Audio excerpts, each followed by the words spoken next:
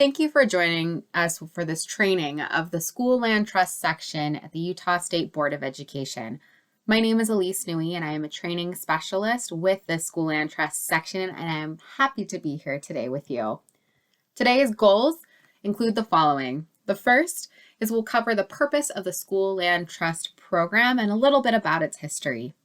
Second, we will review the roles and responsibilities that pertain to you and your particular role in the School Land Trust program. And finally, we'll go through some of the resources that are available to you as you work through the School Land Trust program throughout this year. The School Land Trust program started many years ago with our founding fathers, who realized that in order to have a successful democracy, we would need to have an educated populace. And understanding that education requires funds, they decided to ensure that each state would set aside a certain percent of land in order to fund public education in that state. When Utah became a state, over 6 million acres were set aside in trust for Utah school kids. This land continues to make money in different ways, through gas and oil leases, or through leasing to ranchers and farmers, or to development and conservation activities. All of these things make money for school children and is put into a general fund. The overall fund now has over $3 billion held in trust for Utah school kids, both now and for in the future. Every year, a certain percentage of the overall fund is distributed to every public school in the state of Utah to support locally decided initiatives that support the academic progress of students throughout our state. In 2023-2024 school year, over $101 million will be distributed to public schools throughout our state. The Utah legislature decided that in order for these funds to be spent in the best way possible, they wanted to create something called a school community council or a school land trust council that would be established at every single public school in the state of Utah in order to decide how these funds would be spent. They made this decision for 3 reasons. The first is that this council would help involve all families of the community to be a part of the decision-making process in how these funds would be spent. Second, they believed that having the entire community involved, to have principals and directors, to have teachers and parents all coming together, would inevitably improve education through this collaborative process. And then third, the hope is that by having so many people involved in this process, the School Land Trust itself would be protected for future generations, as it would increase awareness about the importance and the value of the School Land Trust system. Several different people are necessary for school community councils and school trust land councils to operate successfully. The first is parents. Parents are supposed to be a majority member of the school community council or school trust land council. This is so that there is a prominent voice of the community and parent members. Teachers are also a necessary component of this process. They are there to share their expertise and their experience and perspective of being on the ground in the school setting day after day. They're able to share some very important insights into what helps students succeed and what sorts of challenges the schools are facing.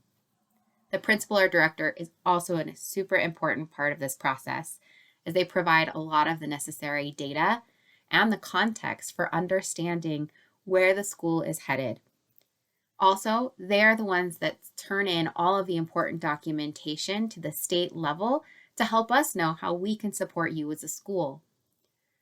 Finally, the school or the charter governing board is important because they set many of the priorities that you as a school community council will act upon throughout the year. They're also over the training to ensure that everyone knows what they're doing and how they can be best served. And finally, they approve the plan before it gets sent to the state level. It's important to understand how your council needs to be organized. The first thing to know is that your council must have a 2-parent majority. That means that if you have a principal or charter director and 1 teacher, you have 2 school employees on the council. That means that in order to have a 2-parent majority, you must have 4 parents on your council. In your rules of order and procedure, and we will talk about this later, you need to have that outlined. Now, that is the minimum required amount of people to be on your council. However, there is no set maximum number of parents or council members that are required for your council. So as a council, you should discuss what the ideal situation should be and put that into your rules of order and procedure. You may have other individuals who are important to this process on your council. You can include these members as ad hoc members, meaning that they are not voting members, but they have an important voice that can be added to the conversation. Some people that you may want to consider to have on your council are other administrators, perhaps a PTA liaison, counselors or social workers or Title I coordinators who work at your school and have a valuable perspective that they can bring to the table. Some additional rules about the council membership. A term is 2 years. However, there is no limit on how many terms a person can serve. However, during your term, you must have a student in the school for at least one of the 2 years in which you are serving. So that means that if your child will be in kindergarten next year, you can begin serving on the council now because your student will be in the school during the 2nd year of your term. Or, alternately, if your student is in the 6th grade, you may serve on the council now and you can finish up your term even though your 6th grader may be in a middle school or a different school the following year. It is also important to stagger your terms. That means that if you have 4 parents on your council, 2 are elected every even year and 2 are elected every odd year. This prevents things like having a brand new council all at the same time and everyone is trying to figure out what they're doing at the same time.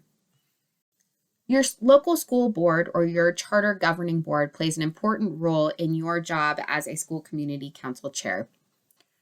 The board is there to set and communicate the LEA priorities. So they're there to give direction and to provide a map or a mission for what the school community councils can achieve in your LEA. They are also there to ensure that you receive training and to oversee the compliance process to make sure that all the rules and regulations associated with this program are followed. For example, they determine the due dates, like for your plan. When is your upcoming plan due to the LEA level? They also set the timeline for elections. For example, should elections be held in the spring to prepare for the upcoming school year? Or should elections be held in the fall when all of the parents and families return to the school? Second, they also can provide election exemptions. Occasionally, very occasionally, we see schools where they are unable to put together a council. For example, many of the parents in the community are also school employees, and so they need an exemption from that particular rule to ensure that there is still collaboration with the community going on for the trust land plan. And so that is another thing that the LEA board provides. Next, they approve all of the plans. So they are really the final say in whether or not your plan complies not only with rule and law, but with the mission and the priorities of the local LEA. And finally, they ensure meaningful parent participation and request input from you for various activities that are happening at the district or the LEA charter level. The principal also plays a vital role in the council process. They are the one who signs into our website, allowing you to upload your plans and to check on your progress throughout the years. They also enter all of the council membership names onto our website, which allows us to communicate with all of the members throughout our state throughout the school year. They also are charged with updating their individual school websites to ensure that the public has access to information about these meetings and your school land trust plan.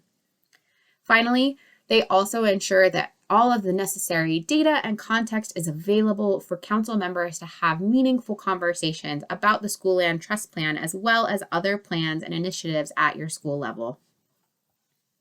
Next, the chair of the council plays a super important role as well. The chair is supposed to be a parent member. This is on purpose because it ensures that the parents have meaningful participation on the council. Now, of course, as a parent, you don't totally understand the context or even the data or have access to all of the data that is necessary, which means that as a chair, your job is really to be in partnership with your principal or charter director. So that means regular communication and healthy communication and ensuring that you're on the same page about where you want this council to go. So as a chair, you are required to receive some training. This right now is perfect training for your role. You can also receive training from your local school board or your principal or your charter governing board. There's lots of different ways to get training, but please make sure that you get proper training and get your questions answered. Second, your job is to support the election process. A big part of that is ensuring that the election process, all the details are written out in your rules of order and procedure so that it is clear to everyone, including yourself, how elections should be run and what should happen if something strange happens, like there's a tie or there's not enough people who apply for the positions. Third, you also help to make sure that there is a parent majority on the council, which often means going out into your neighbors and your friends and talking about the school community council or your school charter trust land council and discussing the important things that you do and encouraging others to become a part of it. Next, you ensure that the meetings are open to the public. That means that information about the meetings, how people can attend, how they can get on the agenda, all of those kinds of things are available on your school website and in the rules of order and procedure, which should also be posted to your website. Finally, you lead the discussions. So again, while the principal has a lot of the important information and context needed for your conversations, your job is to run the meeting, to set the agenda, and to make sure that everybody's voices are heard and that all of the important parts of the meetings are attended to. Finally, all council members, regardless of whether they're a chair or a principal, have important jobs to do as well. Everyone should be present for as many meetings as possible.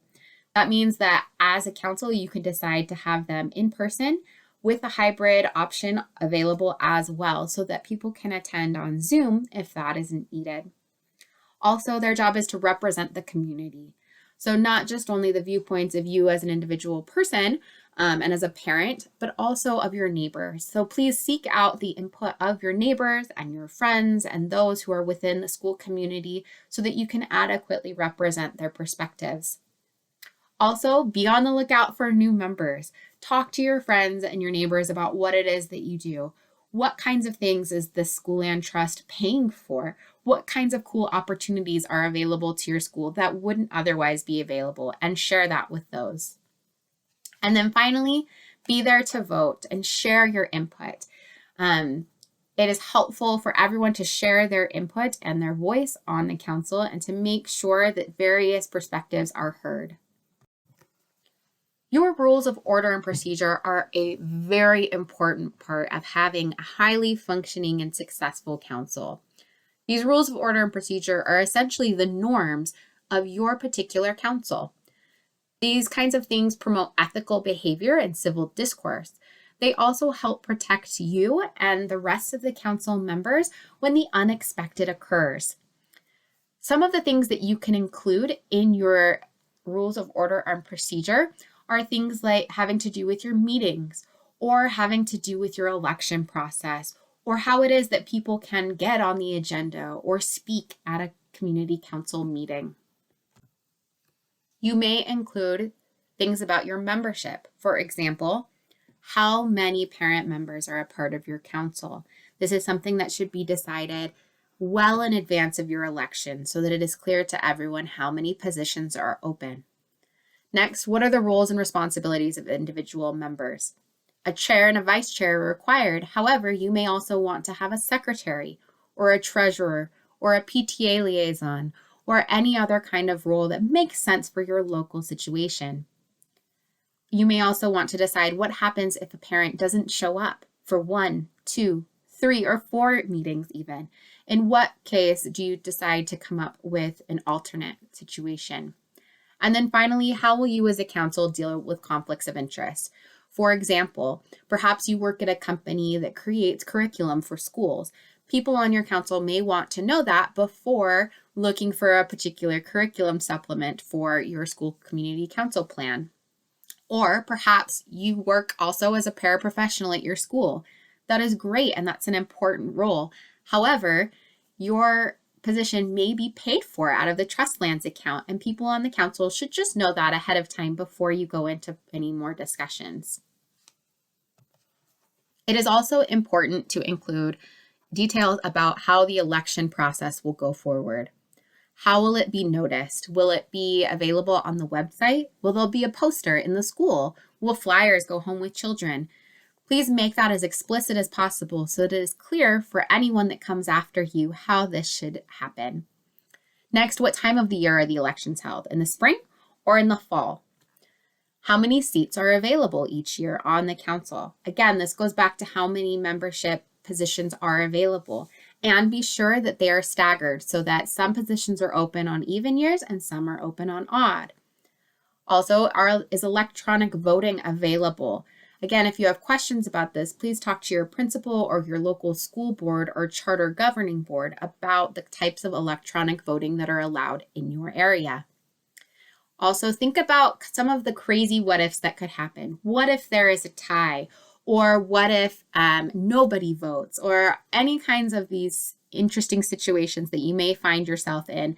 Come up with a contingency plan now so that when the unexpected happens, you don't feel like you're having to come up with an idea on the fly, but you already know that you have figured out what to do. Next, please include information about your agenda. How and when will the agenda be published? Again, it needs to be on your public website, but let the public know any other information about the agenda that needs to be known. For example, how to get on the agenda. There is no rule or law about how individuals in the community can get on the agenda of local school community councils or charter trust land council agendas. Rather, that is up to you as a council. Would you like the council chair to be emailed at least 2 weeks in advance? Would you like to open up a certain part of your meeting to public comment and have people get up and speak?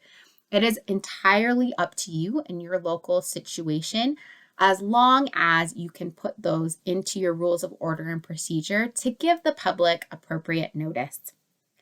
Next, how will your meetings be held? So, how many votes are necessary for a quorum, essentially a majority? What kinds of topics will be discussed throughout the year and in what months? And what are you going to do if there are ongoing side conversations or unethical or uncivil behavior? Put some guardrails in there ahead of time so that you know how to handle those kinds of situations when they arise. School community councils and charter trust land councils are given several different kinds of responsibilities within the law. School safety, digital citizenship, and the Teacher and Student Success Plan are 3 areas in which the legislature has said that school community councils or charter trust land councils should have the opportunity to share their opinions and their input about various plans pertaining to these topics. This means that at your meeting, your principal or charter director may bring up the school safety plan or opportunities for input about the digital citizenship trainings that are happening at your school. You, as a council member, have the opportunity to share your input or to brainstorm ideas for how things can be done different. However, there is nothing in the law that states that school community councils must make a plan about these ideas, simply that they have input. School districts or charters have the ability to give different responsibilities to school community councils as they see fit. So if you have questions about your role within school safety, digital citizenship, the Teacher and Student Success Plan, or other school or LEA specific issues, please see your local school board or your charter governing board for more information about what they personally have asked you to do. However, the School Land Trust Plan is the one thing that the legislature has required that school community councils actively create a plan and implement that plan throughout the year. So for the rest of this training, we will be talking about the School Land Trust Plan. When creating your school land trust plan, it is important to remember that the entire plan must be based upon the student's greatest academic need. If you are in elementary school, this greatest academic need should probably be around math, science, and English language arts, or ELA. If you are a secondary school, you may also consider graduation rate and college and career readiness. Any plan that you make should first consider one of these 5 areas. If, however, these 5 areas are well covered and well funded and there's great programming, you may also consider additional areas in your curriculum that are in need of help. Once you've decided on the greatest academic need, you then need to follow our plan development process. While all of your plans will probably look very different, the process that you follow as a school should be pretty similar. Every process should begin with data. What is it that you already know about your students? How are they currently performing? Look at lots of different data sources, not just state assessments, but also in classroom assessments and LEA level assessments. You can use quantitative or qualitative data. So think about the different kinds of data you want to use to think about where your students currently are. Next, you will use this data to create a goal. Based on where your students currently are, where do you want them to be? Write a goal, remembering all the different parts of a SMART goal. Have it clear, have it time-bound, all of the important things that go with a great goal. Next, consider how you will measure this goal. What kinds of assessments are you going to use to ensure that students are achieving the goal that you set for them? Next, create the action steps. This is often the most fun and exciting part of your plan. What are the different programs and different supports that you are going to provide your students in order for them to achieve their goal? And then finally, the expenditures. This is essentially a shopping list. What are all of the different purchases or things you're going to need to pay for with the School Land Trust Fund in order for your action steps to become a reality? Here is an example of a School Land Trust plan created by a local school.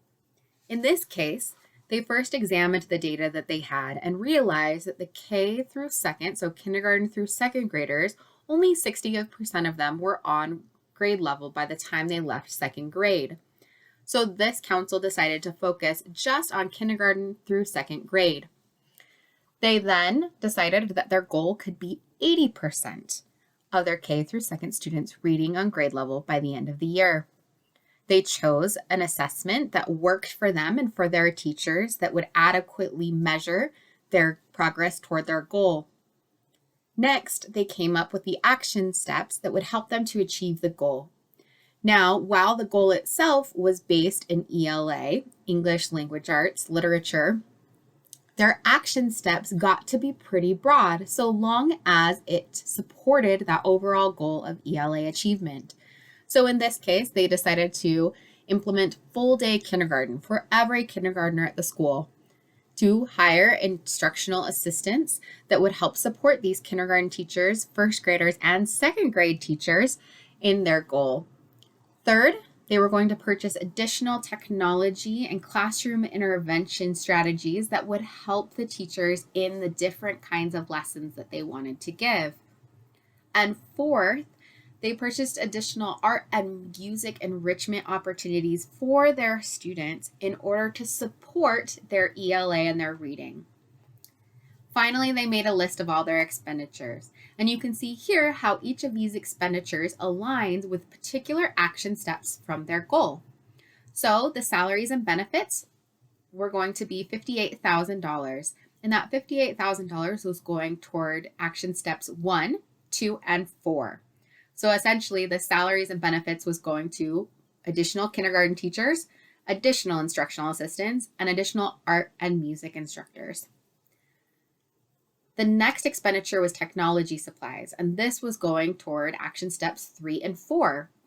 And finally, expendable items would be used for those art and music enrichments in action step 4.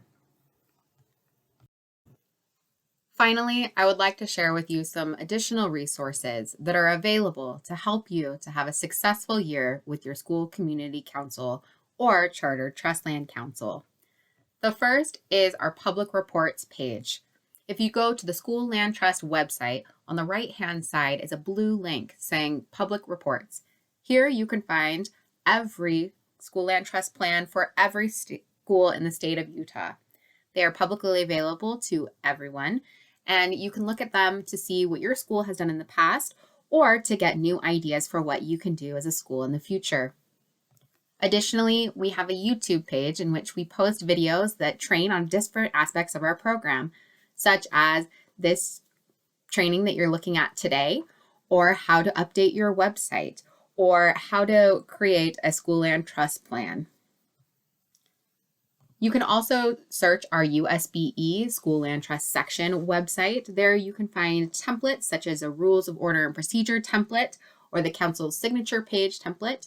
You can also access all of our contact information as well as some history about the School Land Trust program as a whole. And finally, I am always available to talk with you one-on-one or with your school level or LEA level. You can use this QR code. It goes to my bookings page where you can go and find a time that is convenient for you and your community so that we can talk one-on-one and discuss your particular situation and what is best training-wise for your location. As always, thank you so much for your participation in the School Land Trust program. We could not do our jobs without you. Our office is made up of Paula Plant, our director. Kira Bennett is over compliance, and I am over the training. However, we all work together as a team to help you be successful in your school land trust planning. If you would like to contact us, please email us or give us a call anytime, and we're happy to answer your questions. Again, thank you so much for your participation, and we're grateful for your efforts.